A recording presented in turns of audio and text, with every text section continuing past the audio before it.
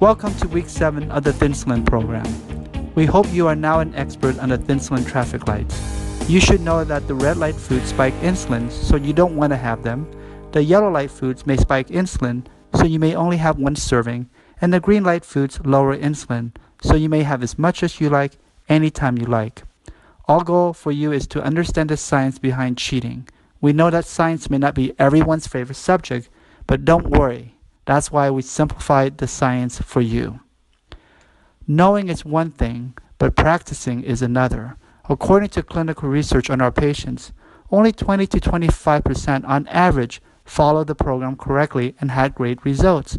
The most important thing when following the program correctly is not to cheat, which means not eating any red light foods in the past 6 weeks.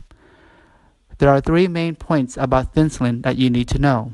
Number 1, that is, when insulin rises, your body will store fat, and when insulin lowers, your body will burn fat. If you don't eat red light foods, your insulin will drop. How?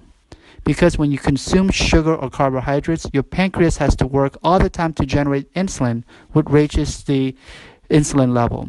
If you don't consume sugar and red light foods, your pancreas won't have to produce as much insulin. The insulin level will slowly lower to a threshold where your body will be able to burn fat. Number 2, when you don't consume sugar and red light foods, sometimes it takes up to 3 weeks for your insulin level to be low enough for the body to start burning fat. In these weeks, you are only losing water and not fat. The body starts burning fat when the level is low enough.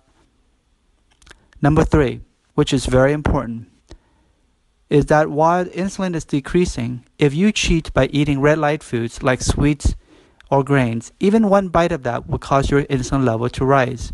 You may spend 3 weeks trying to lower your insulin level, but it only takes 2 hours after you cheat for it to climb up again. So please keep in mind that it takes more than 3 weeks to lower your insulin level. All your efforts will be wasted if you cheat. To summarize, the most important thing to follow Thinsulin is not to cheat, not even once, because in some cases your insulin can rise. So how do you prevent yourself from cheating? There are 2 methods. The first method is to avoid the word dieting. If anyone asks you why you are losing weight, tell them that you're on Thinsulin. Absolutely do not use the word diet. It will trigger your brain to think that you are dieting and lead you to cheat one day. Dieting is that vicious cycle of punishment by starving yourself and then rewarding yourself by cheating, followed by guilt because you overate, and then you have to punish yourself again.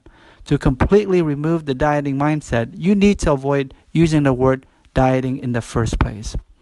The second method is to explain and help at least 3 other people in your family or friends to understand the 3 fundamental points of insulin that we just have discussed. When you understand that cheating would not increase insulin, you may have not practiced it yet, but when you explain and persuade others not to cheat, you will not cheat either because you're held more accountable to your actions.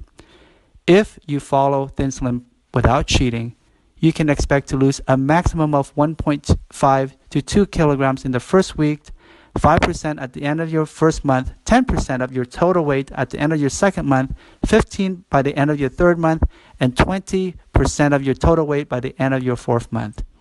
But if you cheat a few times here and there, you may lose a little bit, or if you cheat too many times, you may not lose as much at all. So it's important not to cheat. Therefore, the next time when you feel like cheating, ask yourself, is this red light food worth increasing your insulin level? If you find it not worth it, then avoid eating it.